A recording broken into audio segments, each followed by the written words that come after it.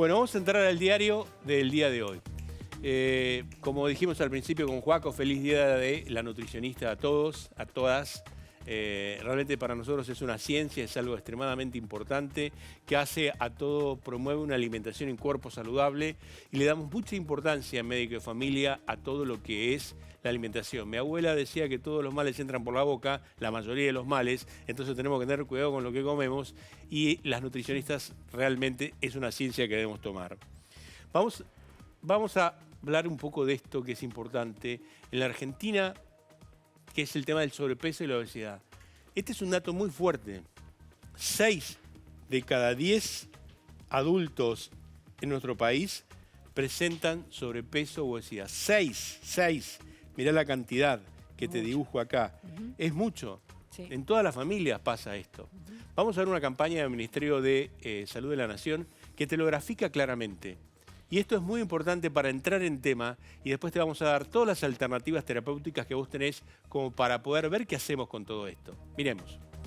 El sobrepeso y la obesidad son una epidemia en aumento en todo el mundo. En Argentina, 6 de cada 10 adultos presentan sobrepeso u obesidad. En niños y niñas en edad escolar, 1 de cada 3 tiene sobrepeso y el 6% obesidad. Una mala alimentación nos puede ocasionar enfermedades graves como diabetes, hipertensión, problemas cardiovasculares y cáncer, entre otras. En los últimos años la situación empeoró. La comida casera se reemplazó por alimentos y bebidas envasadas, muchos de ellos con alto contenido de grasas, azúcar y sal, sumado a que cada vez nos movemos menos.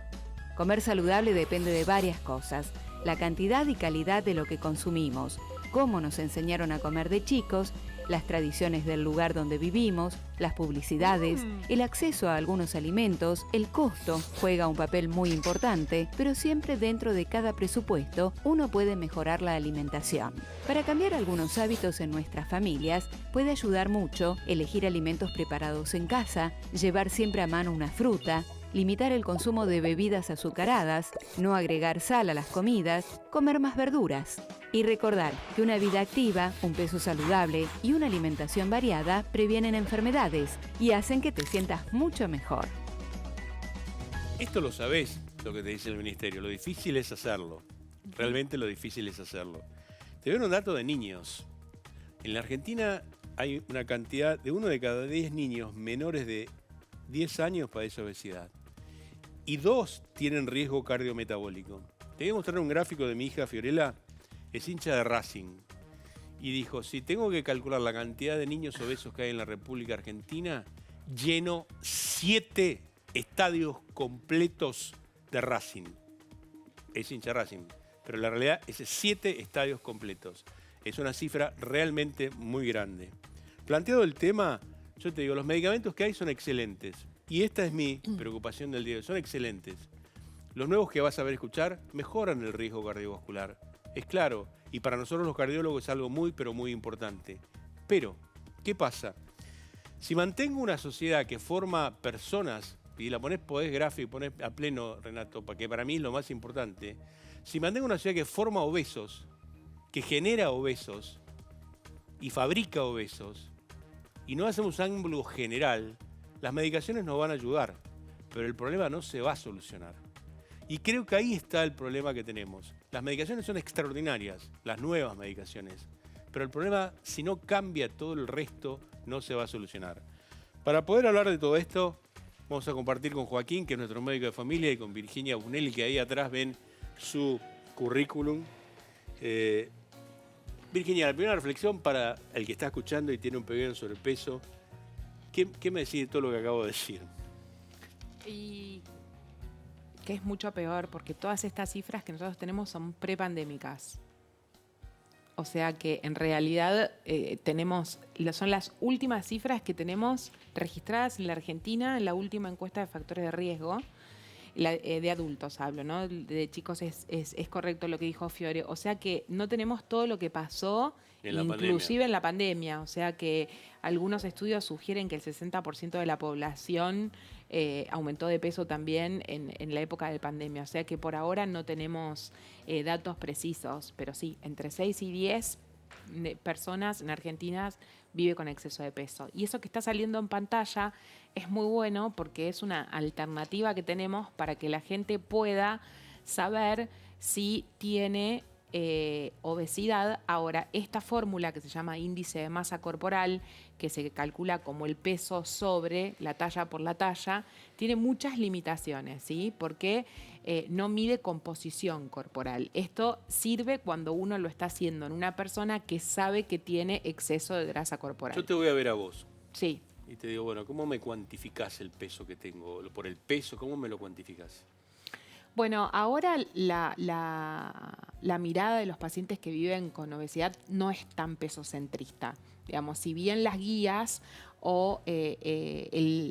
es muy importante porque de acuerdo al índice de masa corporal uno pone al paciente en un escalón o en el otro para resolver el tratamiento, la mirada del médico hoy no es tan pesocentrista, ni bien entra al consultorio querer pesarlo o catalogarlo por el peso. Hay todo un movimiento en el cual la gente no quiere pesarse, te dice, yo no me quiero Y pesar. es válido, porque la verdad es que hay una historia que nos condena a todos los especialistas sobre lo que hemos hecho por no conocer a la obesidad. Como decía recién Teresa, esto es obesidades, no es una sola, ¿sí? No es una enfermedad que solo tiene que ver con comida y movimiento. Entonces, llega el paciente y, por supuesto, hay que hacer una profunda anamnesis, después un ejercicio, un gran examen físico, pedirle permiso al paciente si el paciente quiere conocer la situación y pesarse. En ese caso, sí, el índice de masa corporal puede ser una buena alternativa junto con el perímetro de cintura. Juaco, llego al consultorio, el paciente te llega, ¿qué es lo que encarás primero? Bueno, yo siempre como médico familia, que soy principalmente, intento conocer a la persona que tengo enfrente, porque cada persona es diferente, tiene gustos distintos, y sacar un papel debajo de la mesa y decirle hace esto, es un poco sesgado, ¿no? Hay que ver si le gusta lo que le estás diciendo, si tiene ganas de hacer actividad física, si tiene algo para charlar. Es muy amplio, ¿no? Entonces uno va haciendo un abordaje integral, va tocando distintos aspectos.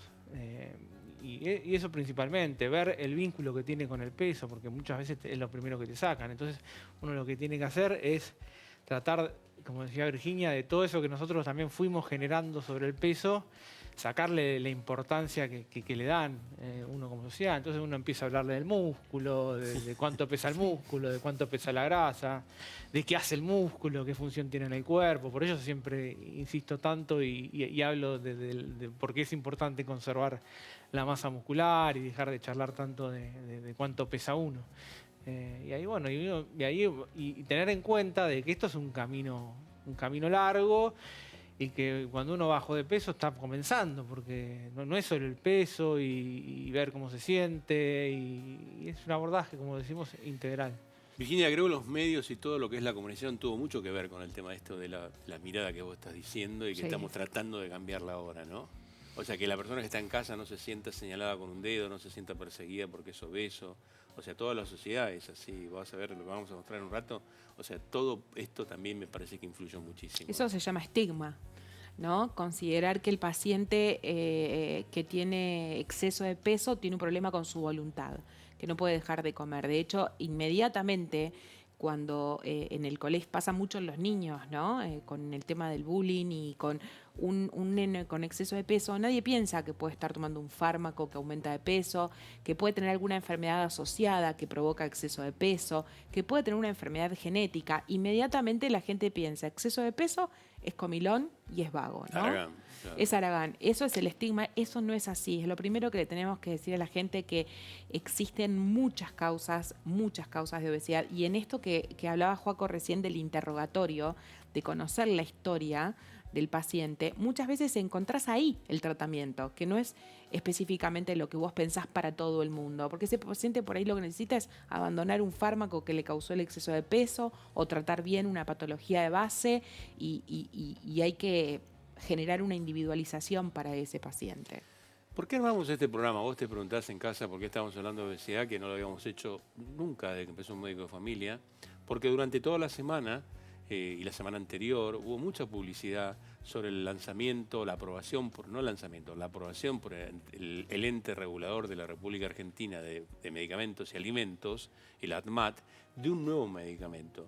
Entonces eso genera una expectativa desmedida en muchas personas, porque dice, ¿me lo puedo comprar? ¿Cuánto sale? ¿Será bueno? ¿Es para mí? ¿No es para mí? Y bueno, por eso armamos esto, para que vos sepas realmente que el tema de la medicación es una alternativa y no para todo el mundo. Virginia.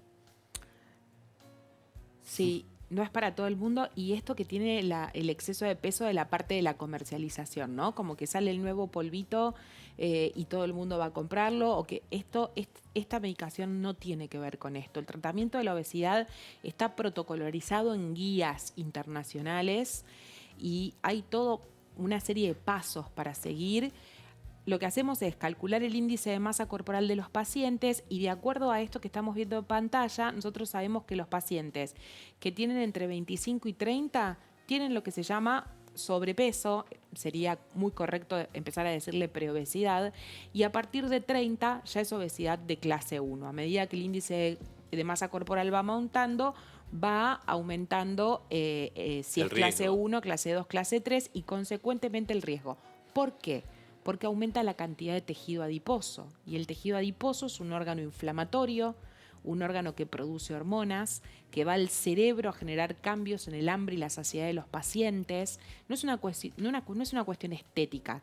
De ahí viene el riesgo cardiovascular, el riesgo de padecer artrosis, el riesgo de padecer alteraciones en el comportamiento, en la conducta. Pero Virginia, esta fue una primera vez en la cual, por ahora, porque no se saben, porque la historia, ahora vamos a ver la historia de los medicamentos de la obesidad, siempre empezó y salió un medicamento, se sacaba del mercado porque generaba contraindicaciones, y esta parece una alternativa mucho más duradera y más certera, me parece, ¿no? No sé qué opinás vos.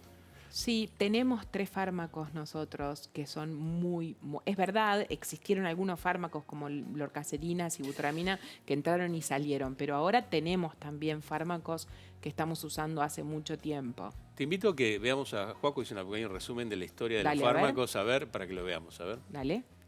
Si hay un tema controvertido en la obesidad, es el uso de medicamentos como parte del tratamiento. Sin duda que la clave es un plan de alimentación, actividad física, técnicas conductuales, es decir, un tratamiento integral. Pero ¿qué pasa cuando eso es insuficiente? ¿Es correcto plantearnos utilizar una medicación?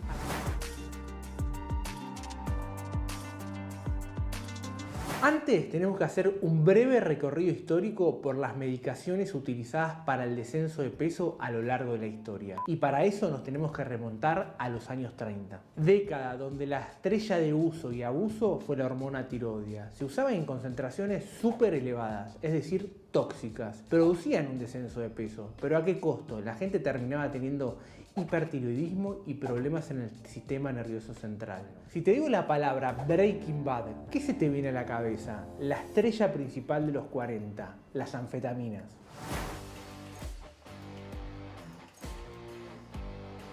En 1933, un reconocido laboratorio obtuvo la patente para las anfetaminas. Se la conocía bajo el nombre de benzedrina, donde su principal uso fue como antidepresivo, y en el contexto de la Segunda Guerra Mundial aumentó su uso de forma exorbitante. Fue cuando se comenzó a ver su efecto en la pérdida de peso. Con el aumento de su uso aparecieron los efectos adversos, como cuadros psicóticos con alucinaciones, paranoias, problemas en el sistema nervioso central, problemas cardiovasculares y lo más importante, empezaron a generar adicción. Por eso se las retiró del mercado. Esto me hace pensar que la utilización incorrecta de las medicaciones en aquellos años llevó a la desconfianza de los médicos, los pacientes y los entes regulatorios que hasta el día de hoy se ven reflejadas. La pregunta es, ¿dónde estamos parados casi 100 años después? El día de hoy, ¿existen medicaciones seguras que pueden acompañar el descenso de peso? Virginia. Qué picante estuvo el doctor. Qué picante que la dejó. ¿Existen medicamentos seguros? Existen. Primero quiero aclarar, estos fármacos que se hacía la asociación, ¿no? De la hormona Sí. tiroidea, la anfetamina, el antidepresivo, el laxante, el diurético, nunca fueron fármacos aprobados para el tratamiento de la obesidad, digamos, sino que se hacían esas combinaciones, bueno, y es lo que pasó hace muchos años. Ahora tenemos fármacos aprobados de uso crónico. En el medio existieron muchos fármacos que tampoco estuvieron aprobados, por ejemplo el Masindol, la fentermina solo para uso La corto. sibutramina, el Rimonabant, estuvieron Todo eso aprobados. estuvo aprobado por muy poco tiempo y se sacó del mercado. Algunos sí, otros no. Es distinto a lo que ¿Y pasa ahora. ¿Qué decís? Ahora, estas son fármacos todos diferentes, ¿no? Por el momento, en Argentina, sin semaglutide, que es la nueva aprobación, tenemos 3 fármacos aprobados y de uso crónico. Recordemos que la obesidad es una enfermedad crónica, por lo tanto el tratamiento tiene que ser un tratamiento a largo plazo. Yo no puedo hacer un tratamiento que empiece hoy y en 12 semanas lo tenga que dejar. Es como las drogas para el tratamiento de la hipertensión arterial, ¿sí? Tenemos 3 fármacos aprobados.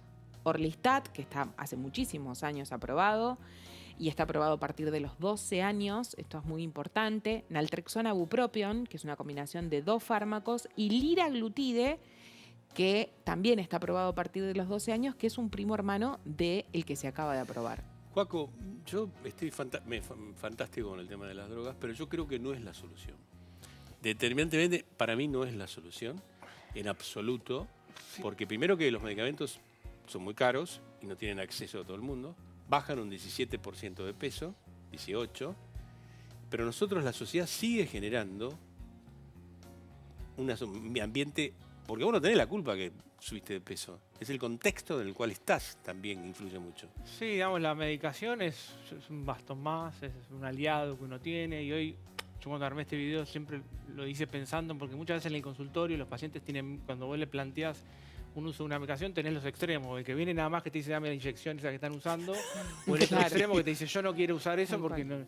porque no son buenas. Entonces, como hay mucho estigma con el tema de las medicaciones para el descenso de peso, lo planteé por ese lado. Hoy también todo lo que se viene aprobando tiene algo que es muy importante, que es disminuir el riesgo cardiovascular. Y para que se apruebe un fármaco de ese modo, tiene que pasar un montón de pruebas. No es tan sencillo que dicen, bueno, bajaron 30 personas de peso y ya está, esto se puede aprobar. O tienen que demostrar que funcione, que no genere riesgo. Porque también uno ve en diarios grandes que sacan notas que te dicen, bueno, demostró tener X efectos que no son buenos, no es tan bueno. Entonces uno tiene que trabajar también con eso en el consultorio. Y como vos decís, si vos mirás las estadísticas de obesidad, de la gente que vive con obesidad, son súper altas. Entonces, las cuestiones tienen que ser de política sanitaria. Digamos, uno con un medicamento solo no va a poder resolverlo. Y como decía Virginia, es algo que tiene que perdurar, es crónico, entonces lo va a tener que seguir sosteniendo. Por eso yo cada vez que planteo una medicación así, a veces echar un montón de tiempo con el paciente se lo va a poder sostener. Si no, le va a generar estrés, porque tampoco es la idea de que se esté estresando por algo que esté utilizando. Hay un montón de alternativas que uno puede ir charlando. No, sí, no lo puedo pagar. O sea, Si vos vas a dejar de comer para comprar una medicación, y bueno, hay algo que no está bien.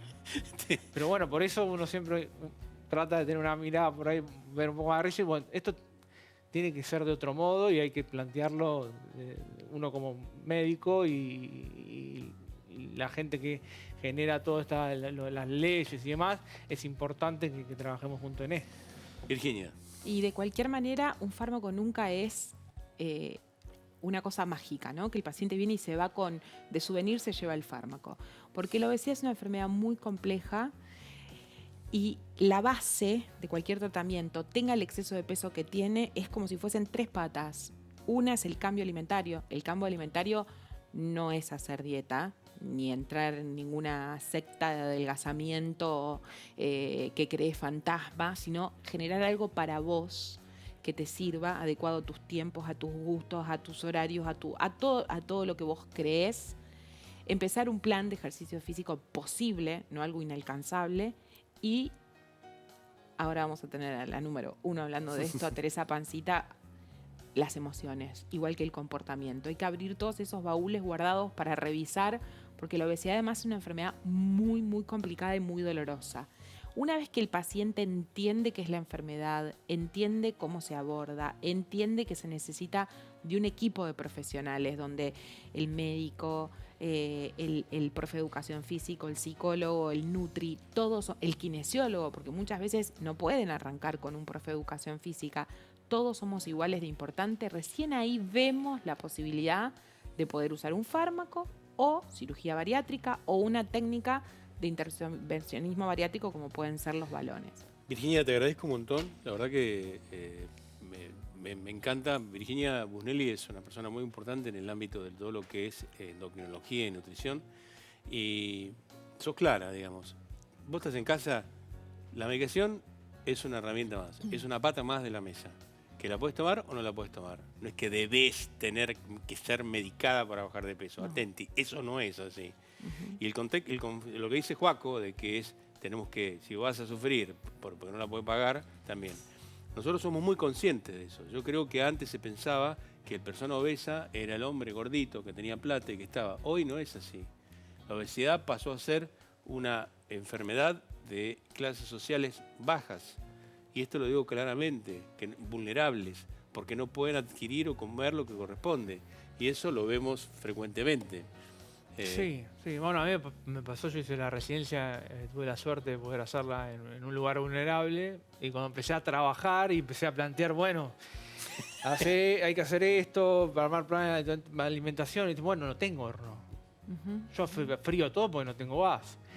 Entonces, es mucho más complejo, vas a un comedor y en los comedores todo lo que se puede conservar, y en general es lo que le tratamos de decir que no consuman. Porque armar un comedor de alimentación saludable, ¿qué implica? Igual tener verduras que tienen que estar frescas, tiene que ir el camión todos los días. Entonces es muy complejo, digamos, tienen que intervenir muchas patas para esto.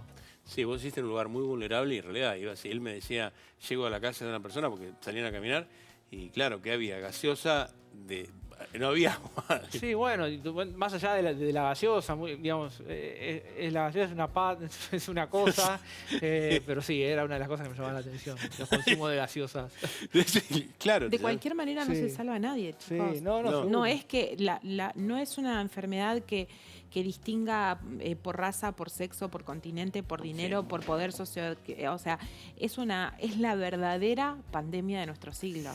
Virginia, un placer. Gracias, un placer. Siempre esta es tu casa, lo que quieras comunicar. Gracias, muchas gracias para todos. Vamos